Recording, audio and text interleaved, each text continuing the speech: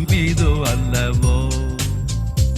இதை சிறப்பாய் கொண்டாடிடவே புறப்பட்டு வாரி தோழர் தேவதாயின் மாதம் இது அல்லவோ.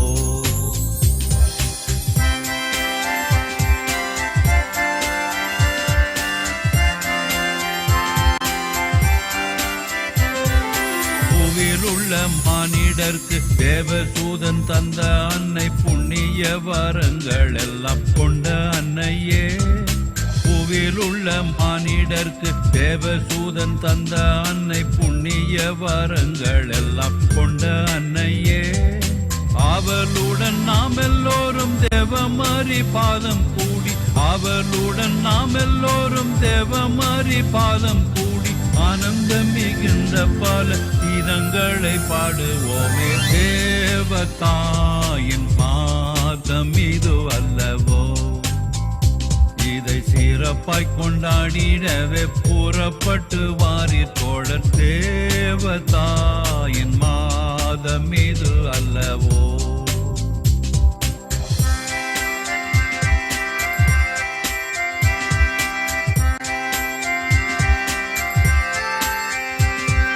தோட்டங்களில் உள்ள பல வாட்டம் இல்லா புஷ்பங்களை ஜோடு ஜோடாய் சேர்த்து நல்ல மாலை கட்டுவோம்.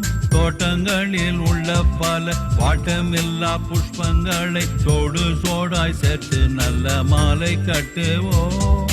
கூட்டமாய் எல்லோரும் சேர்ந்து வீட்டில் உள்ள பேரை சேர்த்து, கூட்டமாய் எல்லோரும் சேர்ந்து வீட்டில் உள்ள பேரை சேர்த்து கோயிலுக்கு சாயரட்சி ஆவலுடன் போவோம் வாரி. தேவதாயின் மாதம் இது அல்லவோ.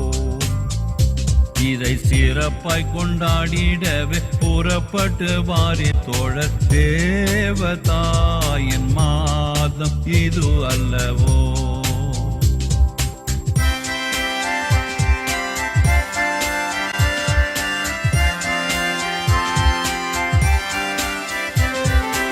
ஒவ்வொரு வீட்டார்கள் எல்லாம் ஒவ்வொரு நாள் சிறப்பிக்க ஒப்பந்தமே செய்தால் ஒரு தப்பு இல்லையே. ஒவ்வொரு வீட்டார்கள் எல்லாம் ஒவ்வொரு நாள் சிறப்பிக்க ஒப்பந்தமே செய்தால் ஒரு தப்பு இல்லையே. இவ்விதமாய் செய்தால் பலன் எவ்வளவோ கூடி வரும், இவ்விதமே செய்தால் பலன் எவ்வளவோ கூடி வரும். இந்த மாதம் எல்லோருக்கும் நல்ல அதிர்ஷ்டம் உள்ளதாகும். தேவதாயின் மாதம் இது அல்லவோ. இதை சிறப்பாய் கொண்டாடிடவே புறப்பட்டு வாரி தோழர் தேவதாயின் மாதம் இது அல்லவோ.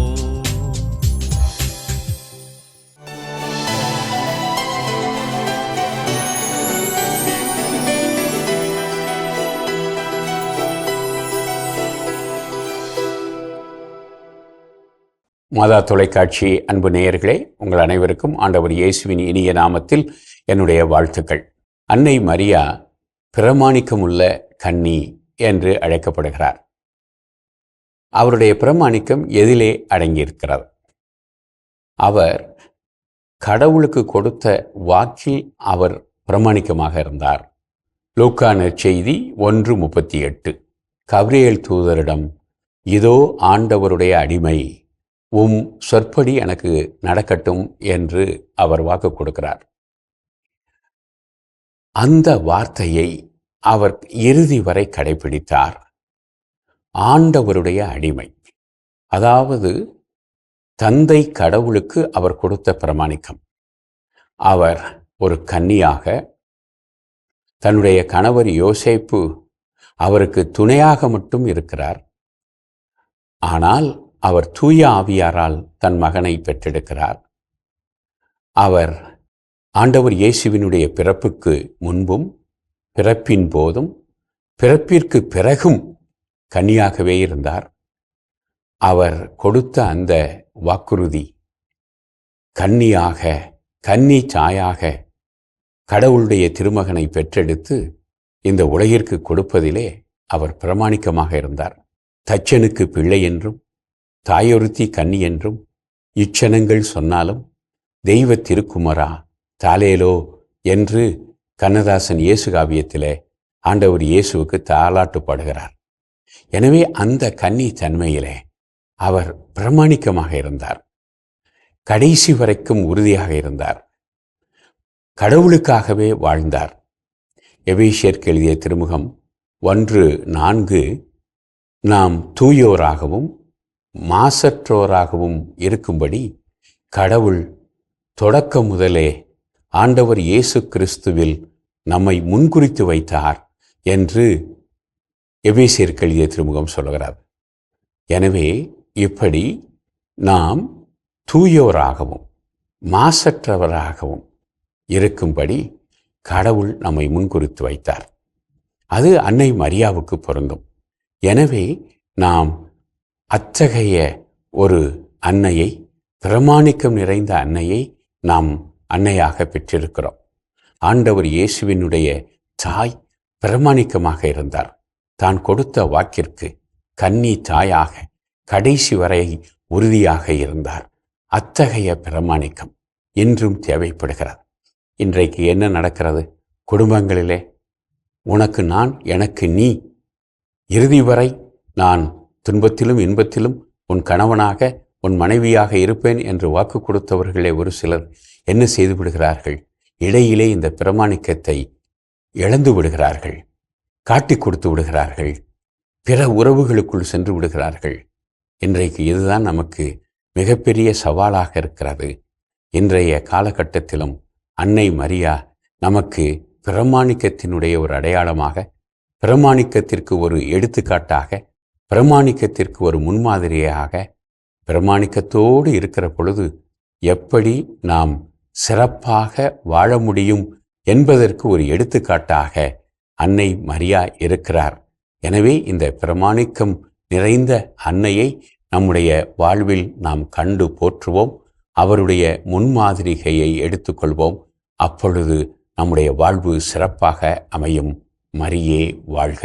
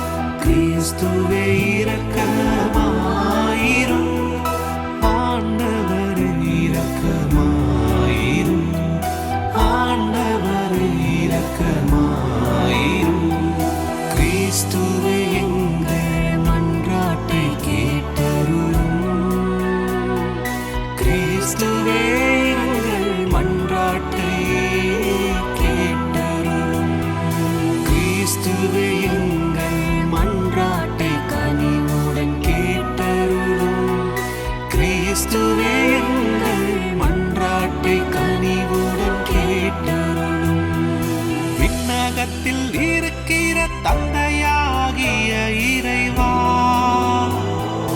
உலகத்தை மீட்ட திருமகனாகிய இறைவா, எங்கள் மேல் இரக்கமாயிரும். தூய ஆவியாராகிய இறைவா, தூய்மை மிகு மூவொரு இறைவா, எங்கள் மேல் இரக்கமாயிரும்.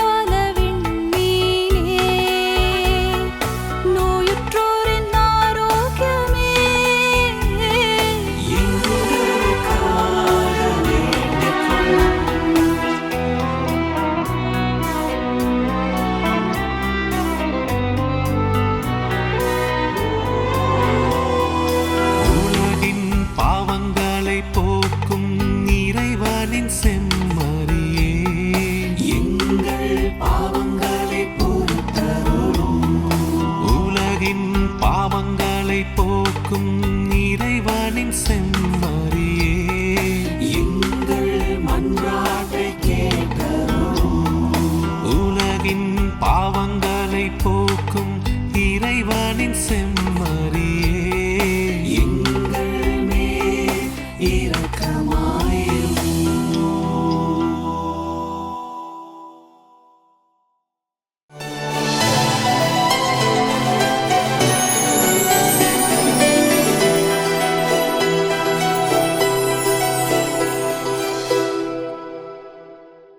வணக்கம் இணைய இதயங்களே, என் வாழ்வில் மரியா என்ற இந்த சிறப்பு பகுதியில் இன்று நாம் 2 இளம் பெண்களை நாம் சந்திக்க இருக்கிறோம். வாருங்கள் சந்திக்கலாமா?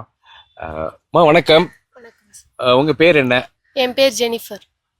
உங்க பேர் என்னம்மா? என்னோட பேர் அனிதா. என்ன பண்றீங்க அனிதா? சேல்ஸ் எக்ஸிக்யூட்டிவா ஒர்க் பண்ணிட்டு இருக்கேன். நீங்கம்மா? நான் வந்து மீடியா ஃபீல்டில் நியூஸ் சோர்சிங் டீம்ல இருக்கேன்.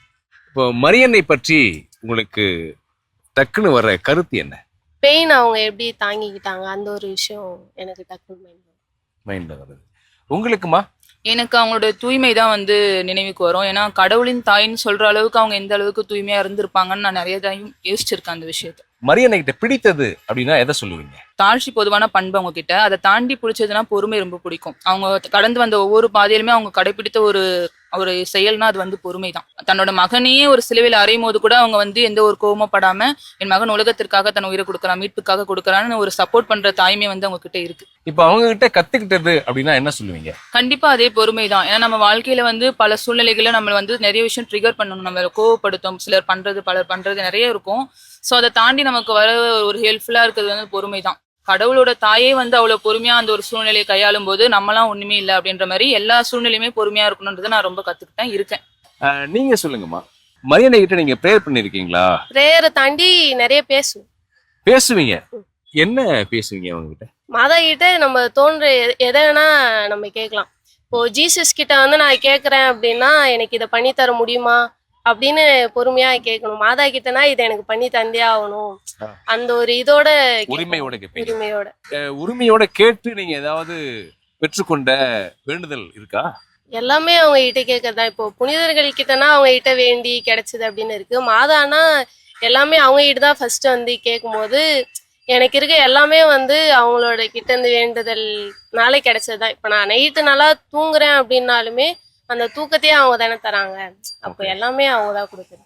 ஏதாவது ஒரு குறிப்பிட்டு ஒரு விஷயத்த சொல்ல முடியுமா? இப்போ வந்து நான் மாதாவை ரியல் லைஃப்ல ஃபீல் பண்ணேன் அப்படின்ற ஒரு மாதிரி ஒரு விஷயம்னா, என் சர்ச்சில் வந்து மாதா மாதிரி வேஷம் போட்டு ஒரு 12 பேர் வந்து மாதாவா இருந்தோம். அதில் நானும் ஒன்று. நான் வந்து அடைக்கல மாதாவா இருந்தேன். சும்மா போடும்போது போட்டுட்டேன். அதுக்கப்புறம் வந்து எனக்கே வந்து மாதாவை ரெப்ளிகேட் பண்ற அளவுக்கு நான் டிசர்வ் இல்லை அப்படின்ற மாதிரி ஒரு ஃபீல். அப்புறம் எல்லாம் முடிச்சுட்டு நான் மட்டும் தனியா போய் சர்ச்சில் இருந்து எல்லாரும் போயிட்டாங்க. நான் மட்டும் தனியா போயிட்டு நான் இதுக்கெல்லாம் டிசர்வே இல்லை அப்படி இப்படின்ட்டு அப்போ அழும்போது யாருன்னே தெரியல. இது வரைக்கும் நான் அந்த சர்ச்சில் ஒருத்தவங்களை பார்த்ததே இல்லை. அந்த மாதிரி ஒருத்தவங்க வந்து நீ எதுக்காக அழறன்னுலாம் எனக்கு தெரியாது, ஆனா உன் கூட எப்பவும் நான் இருக்கேன், நீ அழாத, அந்த ஒரு வார்த்தை சொன்னாங்க. அது வந்து எனக்கு ரொம்ப டச்சா இருந்துச்சு. நான் நினைக்கிறேன் மாதா தான் வந்திருப்பாங்கன்னு நினைக்கிறேன். நீங்க சொல்லுங்கம்மா, உங்க வாழ்க்கையில மதமரிகிட்ட ப்ரேயர் பண்ணி ஏதாவது வேண்டுதல்களை வந்து நீங்க பெற்றிருக்கீங்களா? கண்டிப்பா இவங்க சொன்ன மாதிரி தான். கடந்த வருடம் மே மாதம் வந்து எங்களுடைய பங்குல வந்து நாங்க மாதாவை ரெப்ளிகேட் பண்ணலாம்னு சொல்லிட்டு ஒரு 12 மாதாவை எடுத்து ரீக்ரியேட் பண்ணி காட்டணும். அப்படி காட்டும் போது நான் போட்ட ஹார்ட் ஒர்க் வந்து இவங்களுக்கு மட்டும் தான் தெரியும். ஏன்னா மார்னிங் 5:30க்கு எந்திரிச்சு வேலைக்கும் போனோம், முடிச்சுட்டு போவேன். நைட்டு 10:30க்கு வந்து வேலையில இருந்து வந்து அதுக்கான ஒர்க்ஸ் பண்ணிட்டு தூங்குவேன். நான் கேட்டது ஒண்ணுதான், இதுக்காக எனக்கு நீங்க ஃபியூச்சர்ல எதுவும் பண்ண வேண்டாம், பட் அன்னைக்கு அவங்க எல்லாரும் வரும்பொழுது உங்களை தான் மக்கள் வந்து பார்க்கணும், நீங்க எனக்காக வரணும் அப்படின்னு நான் வேணேன். அன்னைக்கு வந்து அந்த 12 பேர் வந்துட்டு பவனியா வந்துட்டு போகும்போது என்னோட பங்குல அந்த ஒருத்தருமே வந்து நீங்க வந்து உண்மையான மாதாவை எங்களுக்கு காட்டின மாதிரி இருந்துச்சு அப்படின்ற வார்த்தையை சொல்லும் போது எனக்கு கண்ணில் கண்ணீரே வந்துருச்சு. ரொம்ப அற்புதமான ஒரு உணர்வா தான் இருந்துச்சு. எனக்குமே இன்னைக்கு வரைக்குமே அந்த போட்டோஸ் பார்க்கும்போது நானா அவ்வளவு பண்ணன்ற மாதிரி ஒரு டவுட்டே இருக்கு. மாதாவுக்கும் உங்களுக்குமான ஒரு வேண்டுதல், இப்போ காலேஜ் படிக்கிற டேஸ்ல வந்து நம்மள்கிட்ட இருந்து பிரிஞ்சு போன சகோதரர்கள்னு சொல்லுவாங்கல்ல, அவங்க வந்து மாதா கிடையாது, மாதா வந்து இல்லை அப்படின்ட்டு என் மேல வந்து ஒரு கருத்தை திணிக்க ஆரம்பிச்சாங்க. அப்ப வந்து எனக்கு நான் சின்ன வயசுல இருந்தே கடவுளோட அம்மா மாதா, சோ வணங்கணும், அந்த மாரி ஒரு கட்டாயத்தினால ஒரு அன்புனால வணங்குனதுதான். இப்படி சொல்லும் போது எனக்கு ஒரு இவங்களாம் இப்படி சொல்றாங்களே, இப்ப உண்மை கிடையாதா, நான் இருக்கிற இடம் கரெக்ட் இல்லையா அப்படின்னு எனக்கு ஒரு சந்தேகம் வரும்பொழுதும் நான் வந்து மாதா இல்லை அப்படின்னு நான் யோசிக்கல. நான் போய் ஃபர்ஸ்ட் பண்ணது என்னன்னா, போய் சர்ச்சில் முட்டி போட்டு இப்படி சொல்றாங்க, நான் பண்றது இந்த இடம் கரெக்டான இடத்துல இருக்கனா, ஏன் இந்த ஜெபமாலை ஜெபிக்க கூடாது சொல்றாங்க, அதோட பின்னணி என்ன அப்படின்னு சொல்லிட்டு அதோட பேக்ரவுண்ட்ல செக் பண்ண ஆரம்பிச்சு ஹிஸ்டரி தெரிஞ்சுக்கிட்டு பல சயின்ஸை பத்தி தெரிஞ்சுக்கிட்டு அதுக்கப்புறம் நான் என் லைஃப்ல அந்த அளவுக்கு ப்ரௌடா ஃபீல் பண்ணதே இல்லை. நான் ஒரு கத்தோலிக்கனா இருக்கிறன்றதுக்கு ரொம்ப ப்ரௌடா ஃபீல் பண்ணேன். ஸோ அவங்க அது எனக்கு தெரிஞ்ச ஒரு பெரிய புதுமையும் ஆசீர்வாதமும். எனக்கு அப்பதான் எனக்கும் அவங்களுக்கு ஒரு உறவே ஸ்டார்ட் ஆச்சு. ஒரு கத்தோலிக்கனா நான் இப்ப இருக்கனாலே அதுக்கு அவங்க தான் காரணம்னு சொல்லலாம். உங்களை 2 பேரையும் சந்திச்சதுல மத தொலைக்காட்சி மிக்க மகிழ்ச்சி அடையுது. நீங்க தொடர்ந்து ஜெப வாழ்க்கையில முன்னேறணும், பக்தியோட இருக்கணும், நல்ல வாழ்க்கை உங்களுக்கு அமையட்டும். மத தொலைக்காட்சி சார்பா உங்க 2 பேருக்குமே வாழ்த்துக்களை தெரிவிச்சுக்கிறேன். நன்றி. இனி இதயங்களே, என் வாழ்வில் மரியா என்ற இந்த சிறப்பு பகுதியில் 2 சகோதரிகளை நாம் சந்தித்தோம். அவர்களது அனுபவங்கள் நமக்கு மிக சிறந்த ஒரு பாடமாகவே அமைந்திருக்கும் என்று நான் நம்புகின்றேன். மீண்டும் நாளை மற்றும் 2 இளையோரை நாம் சந்திக்க இருக்கின்றோம். அதுவரை நன்றி, வணக்கம். ஆண்டவர் இயேசுவுக்கே புகழ், மரியே வாழ்க.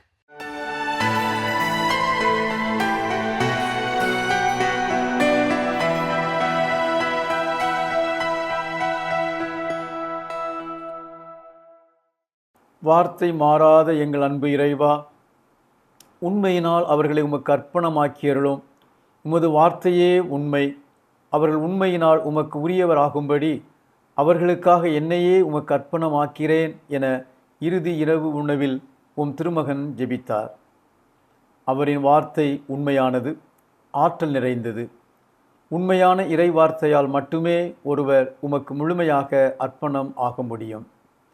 அன்னை மரியாளும் உம்முடைய வார்த்தைகளை உள்ளத்தின் ஆழத்தில் இருத்தி சிந்தித்து அந்த வார்த்தையினால் தன்னையே உமது அடிமை என அர்ப்பணமாக்கினார். தூய ஆவியால் கருவுற்று தன்னை உமக்கு அர்ப்பணமாக்கிய அன்னை இறுதி வரை உண்மையுள்ள கன்னியாக உமக்கு ஏற்புடையவராகவே வாழ்ந்தார்.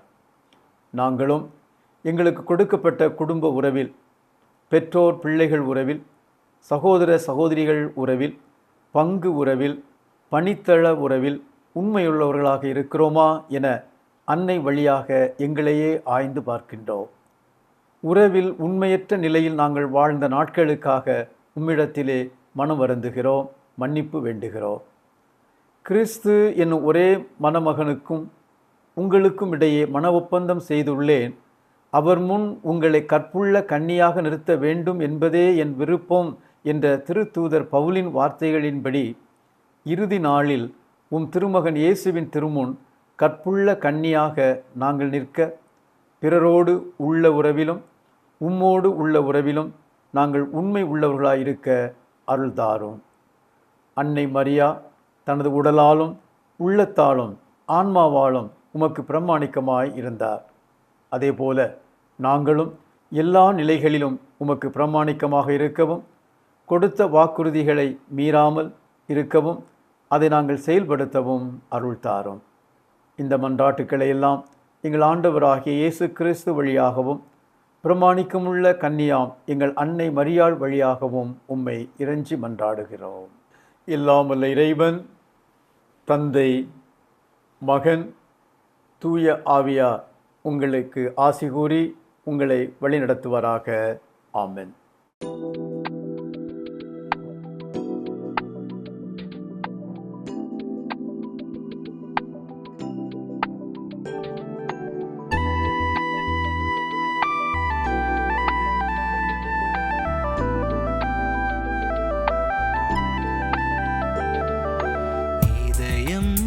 மகிழுதம்மா, துயர் கரைகள் மறையுதம்மா,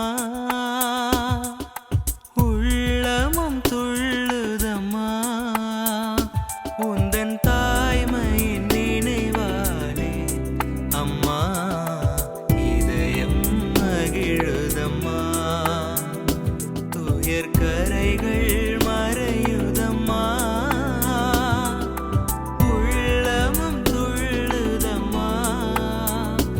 உந்தன் தாய்மையின் நினைவா